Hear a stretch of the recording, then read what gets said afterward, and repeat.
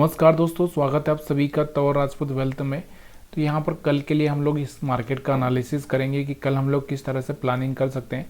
तो यहाँ पर आपको दिख रहा होगा जो भी हमारे सपोर्ट रेजिस्टेंस जो बन गए वो हमारे लिए क्या काम करते हैं, नेक्स्ट टाइम के लिए काम कर सकते हैं आसानी से। लेकिन क्या होता है इसमें एक ही चीज़ ऐड कर सकते हैं हम लोग। कौन सी ऐड कर सकते हैं कि मार्केट का जो क्लोजिंग है उसको भी हम थोड़ा सा ऐड करते जाएँ। तो यहाँ पर आपको दिख रहा होगा कि मार्केट का ये वाला एक क्लोजिंग लेवल यहाँ पर आपको दिख रहा होगा। तो इसको भी हम थोड़ा सा क्या करेंगे, लास्ट में हम लोग इसको भी ऐड कर सकते हैं, क्योंकि ये अब हमारे लिए क्लोजिंग है, एक तरह से सपोर्ट का काम कर सकता है। ठीक है, तो यहाँ पर इस एरिया को हम लोग मार्क कर सकते हैं, और इसके नीचे जो एक लो पॉइंट है उसको भी अगर चाहें तो मार्क कर सकते हैं, नहीं तो कोई ज़रूरत नहीं है। ठीक है, इतना ही खाली कर सकते हैं। और यहाँ से छोटे टाइम फ्रेम में अभी देखो एक तरह से ये वाली जो ट्रेंड लाइन है वो तो बनी बनाई है, ये ऊपर वाली। अब थोड़ा सा यहाँ पर क्या कर सकते हैं हम लोग, एक छोटे टाइम फ्रेम में भी जो ट्रेंड लाइन है उसको हम बना सकते हैं। तो कैसे बना सकते हैं वो भी मैं आपको दिखा देता हूँ। तो ये वाला हम लोग क्या करते हैं, थोड़ा सा यहाँ पर आपको दिख रहा होगा, इस पॉइंट से अगर मैं यहाँ से कोई ट्रेंड लाइन ले लूँ ये, ठीक है। अब ये हमारे लिए एक ट्रेंड लाइन यहाँ पर भी बनी हुई है, तो ये हमारे लिए क्या करेगी, छोटे टाइम फ्रेम के लिए काम कर सकती है। ठीक है, तो जब जब इस ट्रेंड लाइन को यहाँ पर रिजेक्शन देखने को मिलेगा, मार्केट नीचे आएगा, वापस इसके पास जाएगा, रिजेक्शन लेगा, इसके पास जाएगा, रिजेक्शन लेगा, तब तक हम सेल कर प्लान कर सकते हैं। जब इसको ये ब्रेक कर दें और यहाँ से ब्रेक करने के बाद थोड़ा सा ऊपर जाके वापस आए, वापस इसके निकले, तब जाके हम यहाँ से बाइंग में अपना व्यू चेंज कर सकते हैं। क्योंकि अक्सर क्या होता है, जब भी ट्रेंड लाइन ऊपर एकदम ऊपर तो आ जाता है, जैसे यहाँ पर मार्केट आपको दिख रहा होगा कि ट्रेंड लाइन में यहाँ पर खुल गया ये, लेकिन क्या हुआ, यहाँ से सस्टेन किया कि नहीं किया, वापस ही यहाँ से आके जब वापस से दोबारा उठता तब हम जाके यहाँ पर बाइंग का मोमेंटम में जा सकते हैं। तो यहाँ पर आपको दिख रहा होगा छोटे टाइम फ्रेम में हमारे लिए यहाँ पर सपोर्ट आपको दिख रहा होगा कि 25,100 के आसपास का, हमारे 25,100 25-40 के आसपास का ये वाला सपोर्ट रहेगा हमारे लिए। और उसके बाद हमारे पास जो रजिस्टेंस रहेगा, ये वाला रजिस्टेंस रहेगा, 25,200 का रजिस्टेंस रहेगा। और ये वाला जो स्विंग हाई है इसको अगर आप मार्क कर सकते हैं, अगर ये ब्रेक हो रहा है और मार्केट यहाँ पर सस्टेन कर जा रहा है तो फिर हम थोड़ा सा बाइंग का प्लानिंग कर सकते हैं। और वैसे भी यहाँ पर आपको देखने को मिल रही होगी कि ये वाला जो ट्रेंड लाइन अगर यहाँ पर इसके ऊपर सस्टेन करता है तो ट्रेंड लाइन को भी ब्रेक कर देगा, मतलब वही कहानी है जो मैं आपको बता रहा हूँ। तो इस पर आपको थोड़ा सा फोकस करना है। निफ्टी 50 की हम बात कर रहे हैं। बाकी अगर हम एसएल हंटिंग के हिसाब से बात करें तो ये जो बायर से यहाँ पर बैठे हुए थे, ये सारे के सारे बायर से तो बेचारे निकल ही चुके होंगे, क्योंकि उनको डर लगा होगा। अब यहाँ पर सडनली यहाँ पर सेलर्स आए होंगे, तो यहाँ पर इन सेलर्स के एसएल ऊपर की साइड में पड़े हुए हैं। जहाँ पर भी हम देखें एसएल एसएल एसएल ऊपर की साइड में थोड़े से देखने को मिल रहे हैं आपको। बाकी नीचे की साइड में कोई यहाँ पर एसएल, यहाँ पर थोड़े बहुत बायर्स आए होंगे, यहाँ पर इनके बायर्स के एसएल यहाँ पर पड़े होंगे। तो यहाँ पर ये वाला ट्रैप हो गया है। उसके बाद मार्केट को देखना है कि मार्केट क्या कर रहा है। अगर ये वाला ट्रैप करके वापस से इसके ऊपर आ रहा है, सस्टेन कर रहा है, तो फिर बड़ा मोमेंटम ऊपर की साइड में हो सकता है।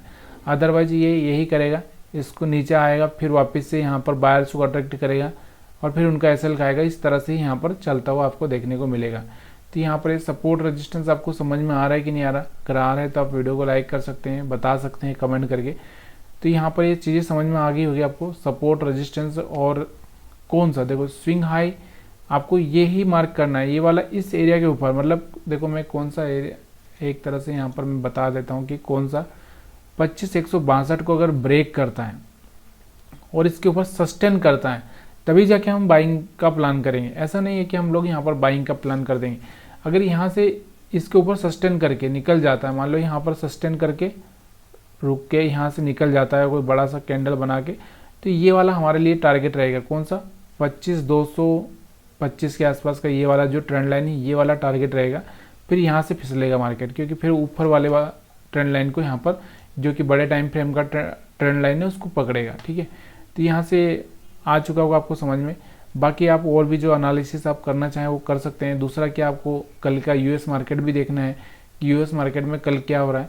इसके बाद हम बात करते हैं बैंक निफ्टी की। तो बैंक निफ्टी को अगर हम देखें, देखो यहाँ से बैंक निफ्टी को अगर आप देखोगे तो यहाँ पर भी आपको एक थोड़ा सा ट्रेंड लाइन में डाल ही देता हूँ यहाँ पर। तो ये ट्रेंड लाइन, एक मिनट, ये वाला जो ट्रेंड लाइन हम देख रहे हैं,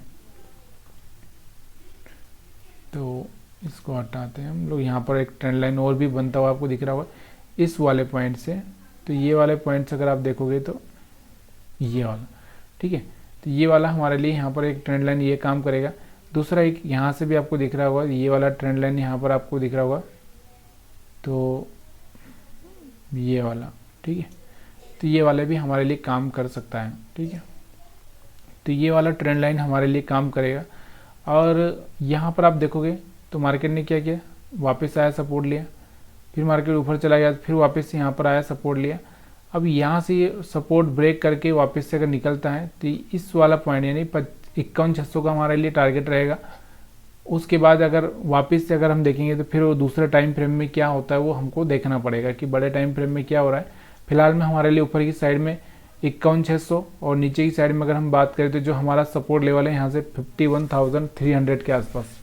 तो ये वाला अगर ये ट्रेंड लाइन यहाँ से ब्रेक करता है तो ये इस लेवल पर आएगा। अगर यहाँ से इसको ऊपर सपोर्ट लेकर वापस निकलता है तो इस लेवल पर जाएगा। 51,600 और 51,300 हमारे लिए यहाँ पर एक रेंज बनी हुई है, ठीक है।